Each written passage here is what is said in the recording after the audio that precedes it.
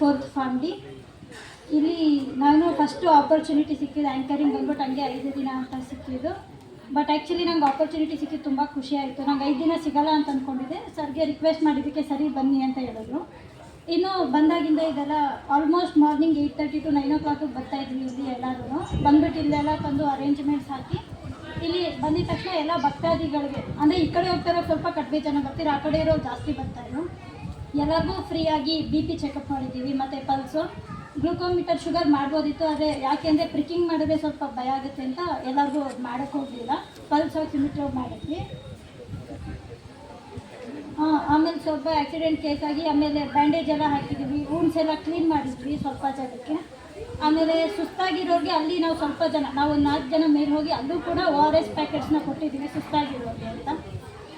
ಇನ್ನು ಇಲ್ಲಿ ಬಂದಿದ್ದ ಗೆಸ್ಟ್ಗಳಿಂದ ಕೂಡ ಆ್ಯಕ್ಚುಲಿ ತುಂಬ ಕಲ್ತಿದ್ದೀವಿ. ಮೇಯ್ನಾಗಿ ನನಗೆ ಅಂದರೆ ಪ್ರಥಮ ಚಿಕಿತ್ಸೆ ಬಂದಾಗ ಕಾಲೇಜು ಎಸ್ಸೆ ಕಾಂಪಿಟೇಷನ್ ಆಗ್ಬಿಟ್ಟು ಮುಗಿಸ್ಕೊಂಡ್ಬಂದೆ. ಅವ್ರು ಹೇಳ್ಕೊಟ್ಟಿದ್ದು ನನಗೆ ಗೊತ್ತಿರಲಿಲ್ಲ. ಲೈಕ್ ವೆಂಟಿಲೇಷನ್ ಕೊಡಬೇಕು, ಸುಸ್ತಾಗಿ ಬಿದ್ದಾಗ ಏನೂ ಕುಡ್ಸೋಕ್ಕಾಗಲ್ಲ, ಆ ಥರದ್ದೆಲ್ಲ ಇಲ್ಲಿ ಬಂದಮೇಲೆ ಅರ್ಥ ಆಗಿದೆ.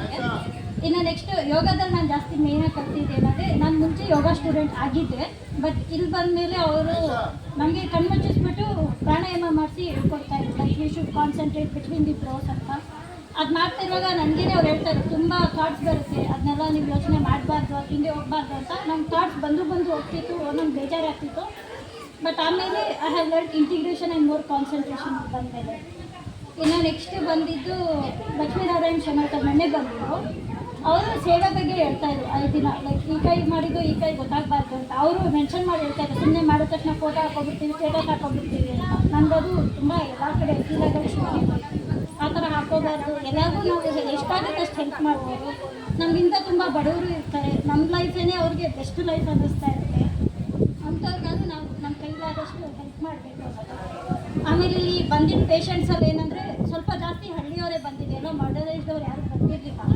ಅವರೆಲ್ಲ ಏನಂದರೆ BP ಮೇಲೆ ಅವ್ರ ಒಪಿನಿಯನ್ ಏನಿತ್ತು ಅಂತ ನಂಗೆ ಗೊತ್ತಾಯ್ತು. ಲೈಕ್ ಹೇಳ್ತಾಯಿದ್ರು, ಇಲ್ಲ ನಾನು ಚೆಕ್ ಮಾಡಿಸಿಲ್ಲ, ನಂಗೆ 60 ವರ್ಷ 65 ವರ್ಷ ಆಗಿದೆ, ಅದಕ್ಕೆ ಜಾಸ್ತಿ ಬಂದವ್ರಿಗೆಲ್ಲ ಹಾಸ್ಪಿಟಲ್ಗೆ ಹೋಗಿ ಒಂದ್ಸಲ ತೋರಿಸಿ ಅಂದಾಗ ಇಲ್ಲ ಹೋಗ್ತೀವಿ, ಒಬ್ಬೊಬ್ಬರು ಚೆನ್ನಾಗಿ ನೋಡ್ಕೊಳ್ಳಲ್ಲ ಅಂತ ಆ ಥರದ್ದು ಹೇಳ್ತಾ ಇದ್ವಿ ನಮ್ಮ ಜೊತೆ. ಆಮೇಲೆ ಬಂದವ್ರಿಗೆ ಪೇಯ್ನ್ ಕಿಲ್ಲರ್ಸು ಟ್ಯಾಬ್ಲೆಟ್ಸ್ ಎಲ್ಲ ಸ್ವಲ್ಪ ಫ್ರೀಯಾಗಿ ಕೊಟ್ಟಿದ್ದೀವಿ. ಓವರಾಲ್ ಹೇಳಬೇಕು ಅಂದರೆ, ಆಮೇಲೆ ನಾನು ಸ್ವಲ್ಪ ಆ್ಯಂಟಿ ಸೋಷಿಯಲ್ ಥರ, ನಾನು ಯಾರ ಜೊತೆನೂ ಜಾಸ್ತಿ ಹೋಗಲ್ಲ, ಕ್ಲೋಸ್ ಆಗಬೇಕು ನಾನು. ಅದೇ ಇಲ್ಲಿ ಬಂದಾಗ ಇಲ್ಲಿ ಇರೋರು ಯಾರು ನಂಗೆ ಅಷ್ಟು ಕ್ಲೋಸ್ ಇರೋರಲ್ಲ. ಫಸ್ಟ್ ಡೇ ಸ್ವಲ್ಪ ಐಸೋಲೇಟೆಡ್ ಆಗಿರ್ತಿದೆ. ಆಮೇಲೆ ಹಿಂಗೆ ಬಂದಮೇಲೆ ಈಗ ಎಲ್ಲರ ಜೊತೆನೂ ಹೊಂದ್ಕೊಳ್ಳೋದನ್ನ ಕಲ್ತಿದ್ದೀನಿ ನಾನು ತುಂಬ. ಆಮೇಲೆ ಇಲ್ಲಿರೋ ಎಲ್ಲ ಸರ್ಗಳು ಕೂಡ ನಂಗೆ ತುಂಬ ಹೆಲ್ಪ್ ಮಾಡಿದ್ದಾರೆ ಇಲ್ಲಿ. ಅದೇ ನನಗೊಬ್ಬಳೇ ಬೇಜಾರಾಗ್ತಿರೋ ಅವ್ರ ಜೊತೆ ಹೋಗಿ ಕೂತ್ಕೋತಾ ಇದ್ದೆ. So it was a very good experience. ಮತ್ತು ಯಾರ್ಯಾರು ಇಲ್ಲಿ ಬರೋಕ್ಕೆ ಅವಕಾಶ ಮಾಡಿಕೊಟ್ಟಿದ್ದಾರೆ, thankful to all. Thank you.